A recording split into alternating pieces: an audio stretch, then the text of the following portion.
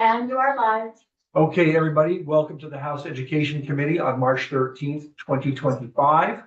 As a kind of nice change in topic this morning, we're going to hear some testimony on a report from the Vermont Deaf, Hard of Hearing, and Deaf-Blind Advisory Council. They have issued a report. I think it has some recommendations for us. I think I'll turn it over to our guest today. I think we're hearing from Sharon first, if I'm not mistaken. We were going to hear from me first, Mr. Conlon, but the order got changed. So Will Pendlebury, who's the chair of the council, is going to go first for 20 minutes. And then Annie promised me the other 20 minutes so I can present to you 5 of the 7 recommendations. So I'll turn my camera off for the interpreter and for Will, and then I'll come back on it in 20 minutes. Will, welcome. Thanks for being with us. Does everybody have the report in front of them? Great. The floor is yours.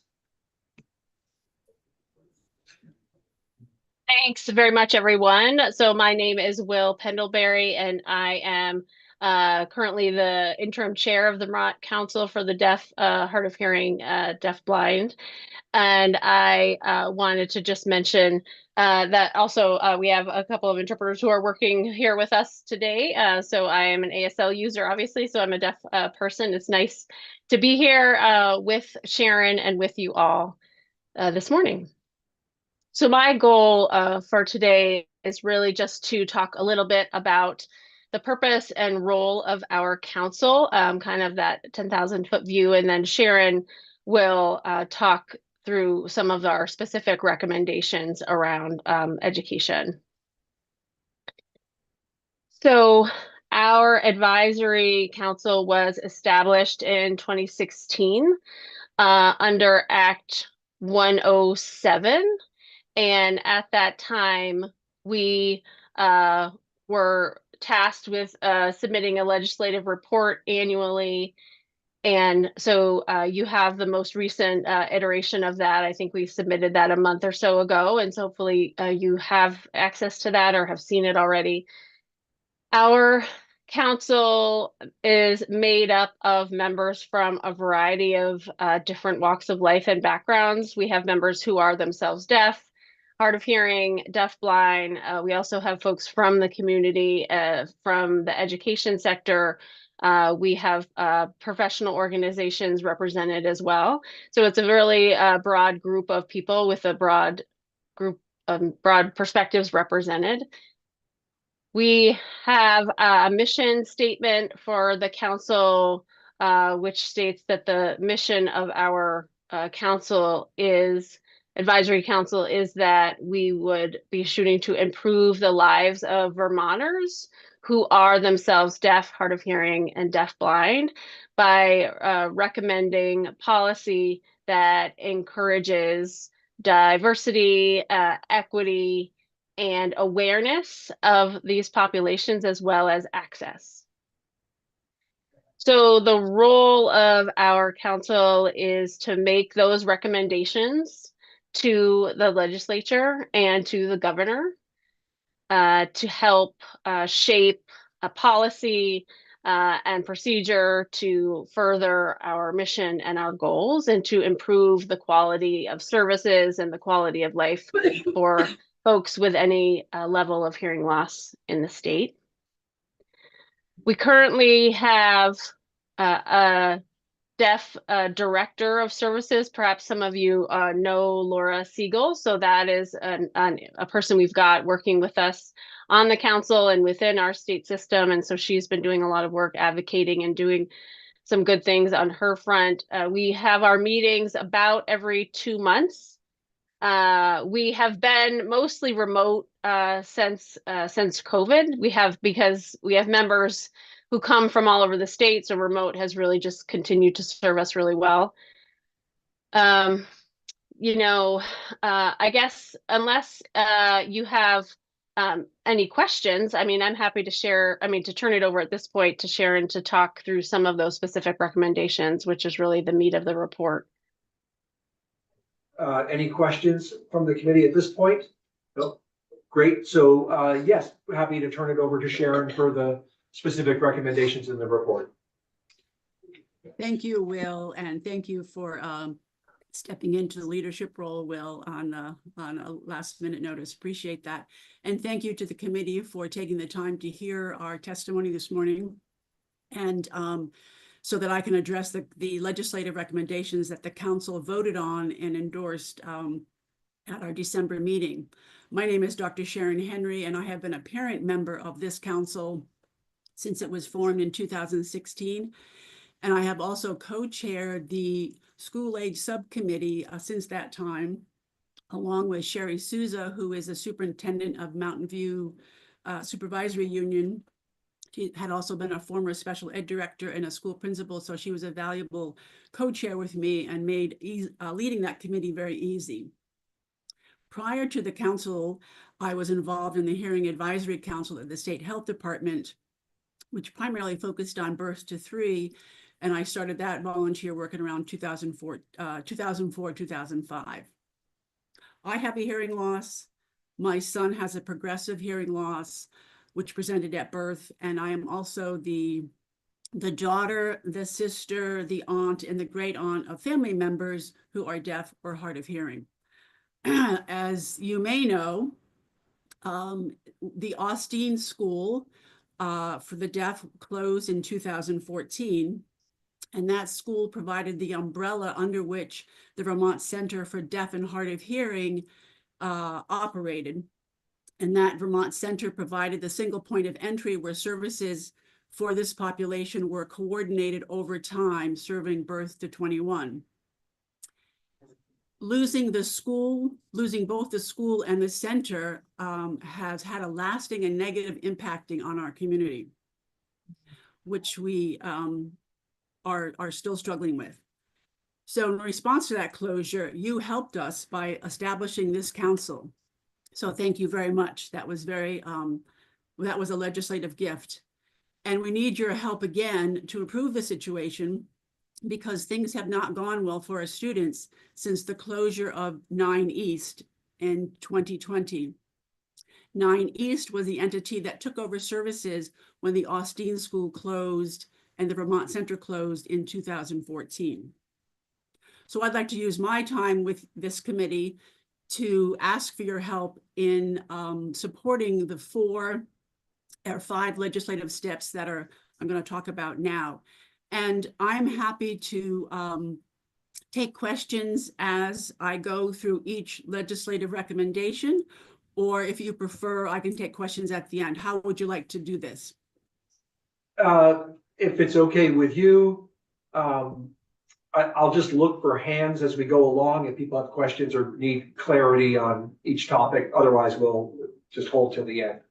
Okay, and I don't have a great view of you, so if someone raises their hand, maybe Peter, you can help interrupt me because I don't and speak the question very clearly.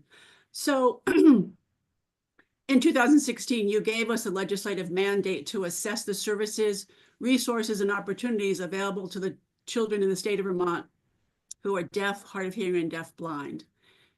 In order to assess, we need both the information in the terms of yearly reports and associated documents, and the council needs the data about educational literacy and language outcomes. That's what would be involved in assessing, and that's what you had asked us to do in your legislative mandate.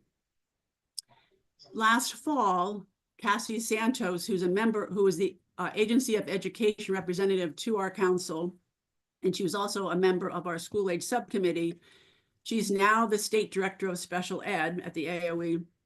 Cassie sent an email to the council indicating that if we wanted this type of information, we would have to submit a public records request. And so we would need to do that in order to fulfill our legislative mandate. It's unclear why this extra step is needed when we are hopefully sharing data in a HIPAA compliant manner and when we are supposed to be collaborating. Furthermore, under the statute, under the powers and duties that you gave to the council, one of the things that you allowed us to do is to make recommendations about appropriate data collection and reporting requirements concerning students with disabilities. So to do that and to fulfill our legislative duties, the council needs to have information about or data about who is being served, what the students' needs are their needs being met adequately, and what are their unmet needs? And very importantly, what are the students' academic outcomes, their academic progress, their communication competence, and their functional performance? In May of 24, with majority support of the council members, a letter was sent to Secretary Saunders recommending this data standardization for this population. No response was received by the council. In November of 24, this same issue was brought before to the attention of the steering committee of the Commission for the Future of the Public Education in Vermont, and the council's May letter was shared. Our goals seemed to align with the data framework that they were working on, and Secretary Saunders, who was in attendance, indicated that she would look into this issue. So the council, for this first legislative recommendation, is requesting that the language in our statute be changed appropriately in order to facilitate our council's duties that you had already assigned to us.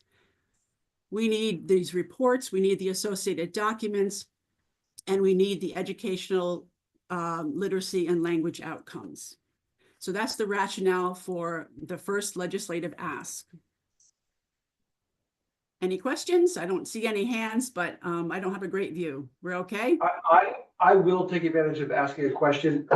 Did the agency give you a reason why they wouldn't provide it for you and that you would have to file a public records request?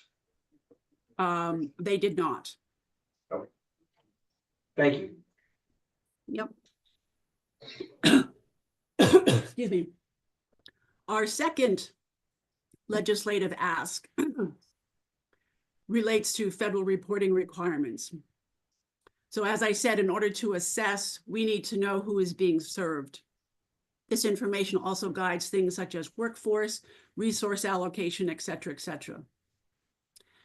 On page 4, if I can direct your attention to page 4 of the legislative report, for the academic year 22-23, when data were available, there were 220 children on individual education plans and 151 children on 504s for that academic year that were being served by vendors that were supported by the AOE grant for DHH.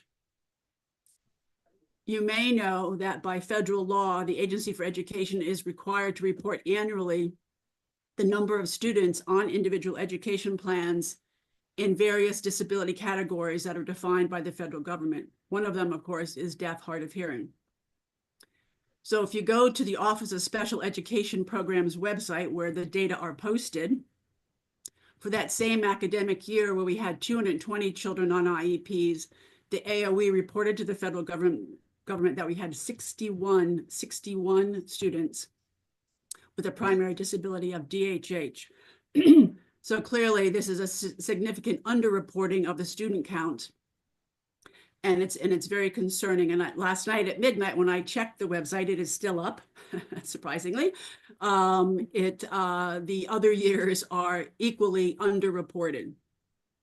So there are a number of factors that can contribute to the underreporting, some of which are very legitimate and part of the way our system unfortunately works right now. For example, students may have another disability, and that other disability is counted as the primary disability. The AOE is only required to report the primary disability. So even though the student may be receiving DHH services, because it's not counted as a primary disability, it doesn't show up in the student count. But I have to wonder if these inaccuracies are specific to the DHH population, or are these discrepancies found in other disability categories as well? And in addition, does this inaccurate reporting impact federal funding in any way? You all know more about the funding mechanisms than I do, but I think it's an important issue that we should pursue. And so our second recommendation from the council to the legislature is to request that the legislature require an audit into this reporting issue in case there are monies somewhere, somehow being left on the table. Any hands, any questions? Not at the moment. Okay, thank you, Peter. So our third recommendation revolves around accountability. So deaf, hard of hearing services are funded by an annual grant from the Agency for Education. In the springtime, the agency solicits applications through a request for proposals that is emailed out. And the solicitations, the grant applications are then reviewed, and an award is made around July 1st. And then the subsequent June 30th, at the end of the academic year, the awardee submits a monitoring report to the Agency for Education. So in November, December last year, a fellow council member submitted the public records request that was now required to request the records from 21 through 25. What was provided was way beyond the 3 to 10 day window required by law. What was provided was incomplete, and documents were unfortunately mislabeled. For example, grant applications were labeled as the monitoring report, and so the information that was needed wasn't obtained. The information that was requested wasn't obtained. So in January of 25, in consultation with Stuart Scher, who's the general counsel for Dale, he made a request to Emily Simmons, who's the general counsel for the Agency for Education, for the same set of records. Again, what was provided was way beyond the 3 to 10 day window required by law, incomplete, and documents were again mislabeled. Hopefully we can straighten that process out, and that won't hold us up in the future. But importantly, in the piece that I want to impress upon you is that in reading some of the year-end reports, they're labeled monitoring reports that are submitted by the grantee, it was clear that the grantee had not consistently fulfilled the expectations outlined in the requests for proposals across the academic years. For example, in the request for proposals, repeatedly, there are reference to these NASD guidelines for best practice. These are guidelines that are published most recently in 2018 for optimizing educational outcomes for students who are deaf and hard of hearing. One of the principles in the guidelines specifies the collection of academic literacy and language levels. So if you compare the request for proposals, the monitoring report, they should match up in terms of what was requested and what was delivered, and that is not happening. And I think that's where the accountability piece needs to be addressed. And so to this point, critical to the council's ability to assess are the reporting of these academic literacy and language levels. If I could direct your attention to page 4 of our report, where the academic data are, where the data are reported for academic year 22-23. Basically, the outcomes indicate that nearly 50% of the students, DHH students, are 2 or more years behind academically. And if you look at the monitoring report from the year before, from 21-22, that percentage was about 38 to 44%, depending on whether you're talking about math or reading. So there seemed to be a little bit of an increase. And yes, I know that COVID happened. However, we didn't have any data collected from the UVM Medical Center program that year. So the council does not have the data on that from that vendor. So it appears as though the service delivery model is not meeting the unique needs of this population. And unfortunately, I can't tell you, and I wish I could, that the situation has improved, whether it stayed the same or whether it has gotten worse. Other states have done this tracking over time, and if it's helpful, I can share exemplars, but I didn't want to overwhelm you today. So data is obviously needed for the accountability, and the grantees are not collecting these data consistently and adequately, and the data are not being shared in a HIPAA compliant manner with the council, so that we cannot fulfill the duties that you had assigned to us in 2016. So the request that the council has for the legislature is to require an audit, a review and monitoring of the AOE as well as the grantee, so that we can ensure accountability and make sure that that accountability is clearly defined, implemented, and enforced. We should also audit the grantees to find out where these dollars are being spent, whose salaries they're supporting and why, and what are the outcomes that they're having based on the approximately $1 million of taxpayer dollars that are being spent on these services. And then in support of this request for an audit is, if you look at Appendix C of the legislative report, and I appreciate now how much you are asked to read. And so I think our council can do a better job making a report shorter and more succinct for you. And I have a greater appreciation for that now. But in Appendix C, the UVM Cares and the UVM Medical Center Educational Service Program was asked to address how they are better collaborating to serve our students. Unfortunately, the section still reads as though the two entities are working in parallel rather than collaborating to the benefit of our students. And I know that the two directors, Linda Hazard and Pam Hoover, are working very hard and have made a few steps toward a more effective administrative collaboration. But it does not appear to be bearing out at the working surface where children and their families are actually being served. In fact, neither of these directors attended the council meeting in December, where the council discussed and voted on the legislative report. And consequently, they did not respond to the multitude of comments provided by the council members about their section, Appendix C of the report. And as you know very well, collaboration is absolutely critical and necessary for successful outcomes, especially when resources are thin. So through an additional public records request, the mid-year report submitted in January of 25 by the UVM Cares team was available. The report does not reflect a genuine collaboration for the benefit of our children or for the expenditure of the tax dollars. The report barely mentions the UVM Medical Center Educational Service Program, which is a subcontract on the grant this year.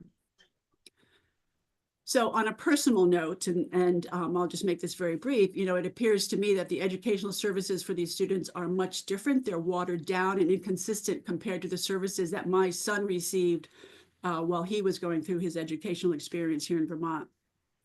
His services changed as his hearing loss progressed and as he moved through the grades. He was on individual education plans and he was on 504s. His services were always appropriate to meet his educational needs. And importantly, the team decisions that were made were always data-driven. So he had intermittent assessments. He had intermittent functional listening evaluations when he moved from room to room and grade to grade. He had both assistive technology as well as direct instruction. And most importantly, his classroom teachers received consultation from a licensed teacher of the deaf who followed him from infancy all the way through high school, which provided just amazing consistency and continuity of services.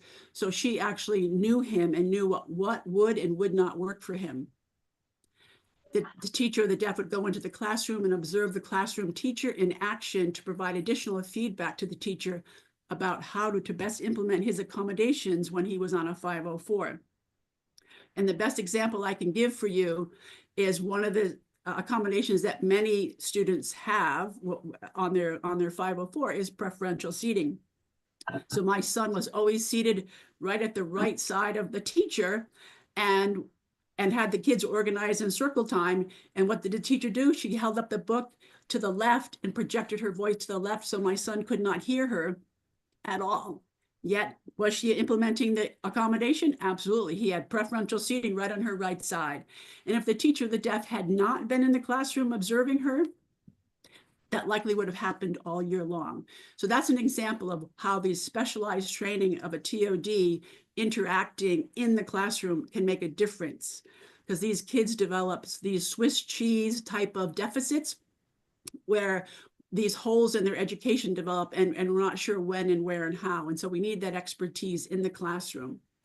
So I don't believe that these activities are happening regularly today for our children. And my concern as a parent As a citizen of Vermont and as a taxpayer, is that our current and future proposed changes in our education system and funding, that these services for this population will decline even more. So the fourth recommendation is around use of resources to help improve the services that are being delivered. So hearing loss is known as an invisible disability, and it is not a disability that is highlighted in special educator or regular classroom teacher training, unfortunately, but that is the reality. Thus, access to the specialists in the field, teachers of the deaf, who are familiar with best practices, absolutely critical to help schools teams understand the unique challenges that these children face in the classroom. So in response to the chaos in the field that happened when 9 East closed in 2020, the school age subcommittee was charged to create some resources to guide professionals and school teams. And we used the published best practice guidelines that I referenced earlier. We offered educational sessions about these resources in 23 and 24. We sent these recommendations to Governor Phil Scott's office and to the interim secretary, Heather Boushey, at the time, about these resources. And we did this in August of 23, and no response was received from either office. So the council is recommending that the legislature require that the AOE and the Board of Education adopt these resources to be used by all school districts and providers serving this population, regardless of whether they have AOE grant funding or not. And it's important for you to understand that when the grant that the agency administers serves a portion of the state of Vermont, but there are districts in Vermont that hire their own teacher of the deaf. And so we have no idea what's happening with those students. So to summarize, the council's requesting 4 legislative action steps. We need your help. Changing the language in our statute to improve information sharing from the AOE and from the grantee. Secondly, require that the appropriate state agencies review the federal reporting requirements so that we can make sure that we have accurate student counts. Conducting an audit of the AOE and the grantee from 2021 through the present to review the budgets and to ensure accountability and make sure that it's clearly defined, implemented, and enforced. And then lastly, to require the AOE and the Board of Education adopt the resources and tools that have been developed based on best practice and be used across the state. So with that information, I hope it's clear that the last recommendation under the school age subcommittee purview was the Bill of Rights. The Bill of Rights for deaf, hard of hearing, deaf-blind students was introduced last year in the Senate, Bill S-172.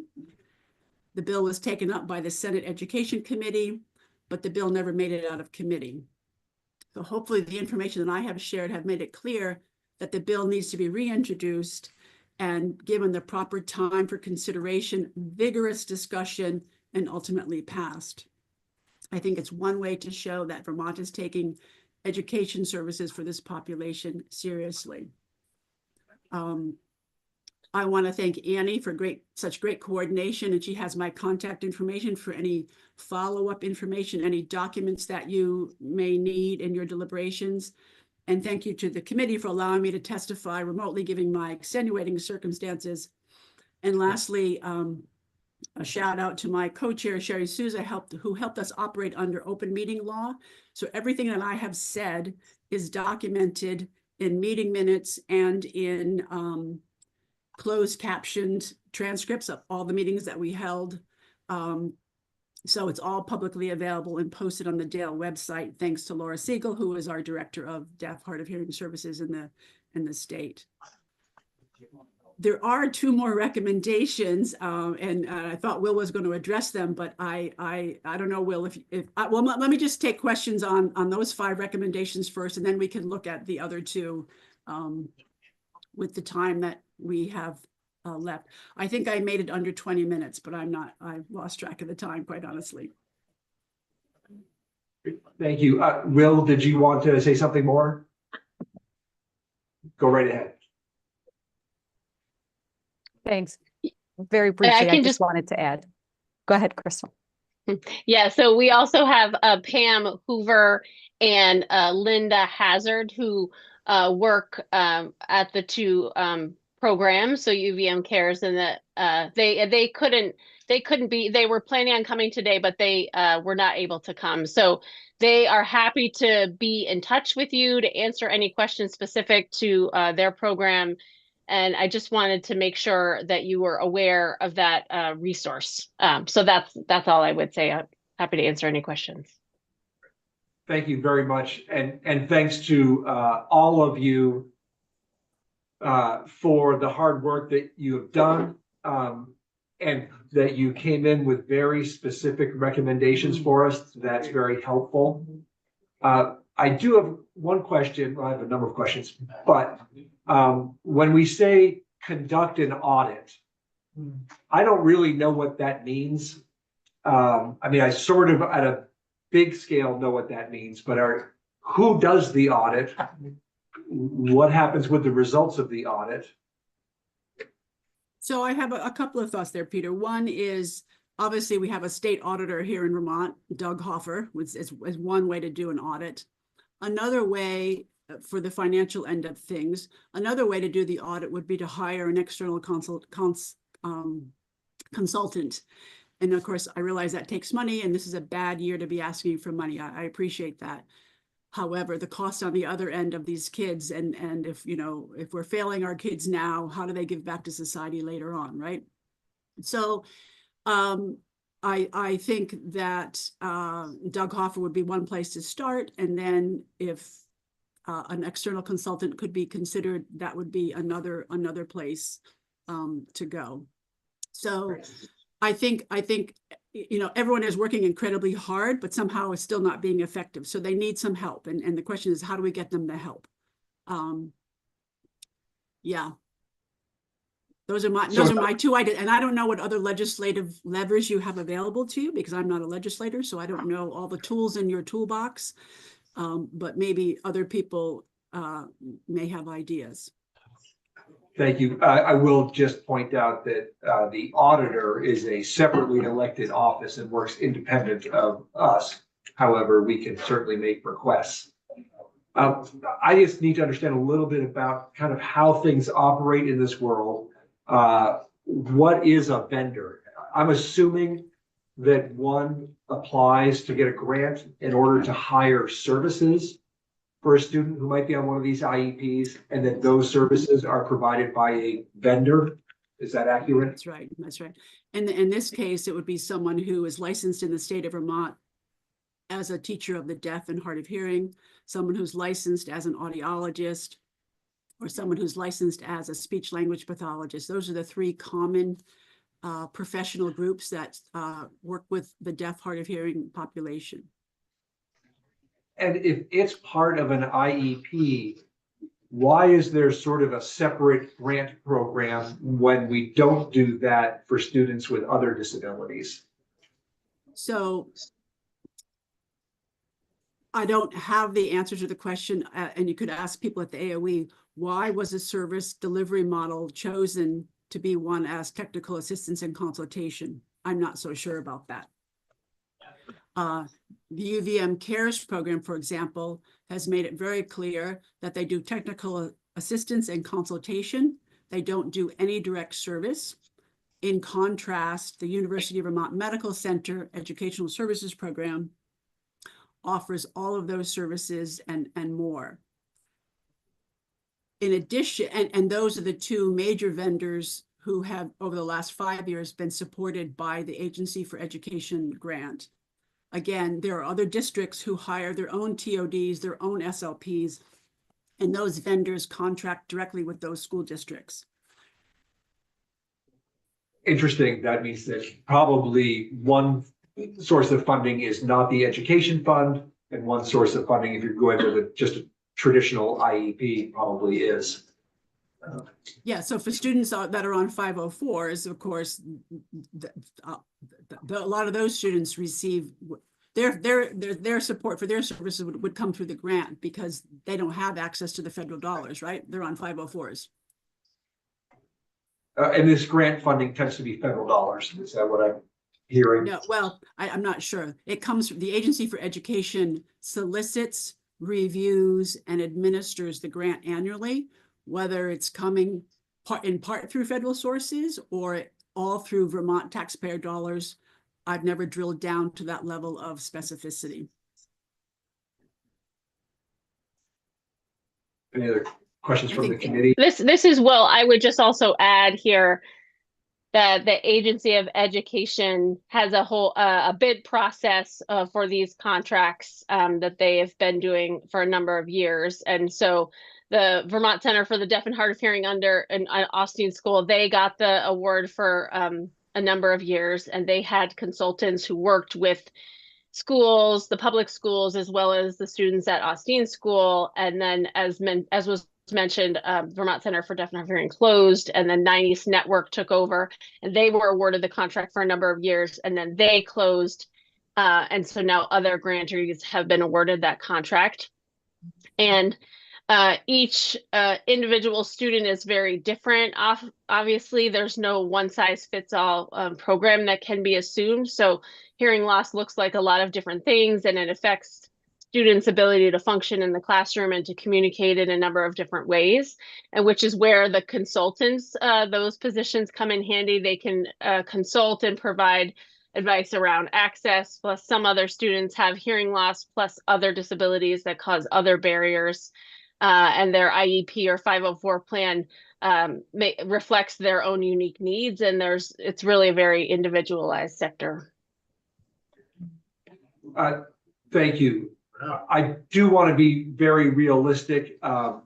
Our legislative timing is very challenging. Any bills that we need to put out to then make it to the Senate actually have to be done by the end of the day tomorrow. So that's one of the challenges we're up against. We may have a discussion in the committee about a couple of these and whether they could be added into our miscellaneous education bill that we are actually working on quickly to get out. I think, especially just the year-end report that you have been having trouble receiving. That would be very helpful. And I recognize the time frame that you're up against. And the two other recommendations, the first one would likely not make it in this year either, but the elimination of the competitive grant process on a yearly basis. It's so challenging for the vendors, for the grantee, to compete year after year after year for funding in that way. There's no capacity to build workforce, no capacity to build stability, et cetera, when they're not sure of stable funding. And yet this is a disability category where the incidence, if you look at the epidemiology, is very, very consistent. And so the numbers aren't going to change a whole lot from year to year. So that would be a huge help for the grantee to not have to compete, and they could count on stable funding for 2 or 3 years and focus on service delivery and building collaborations that way, and rather than worrying about writing grants.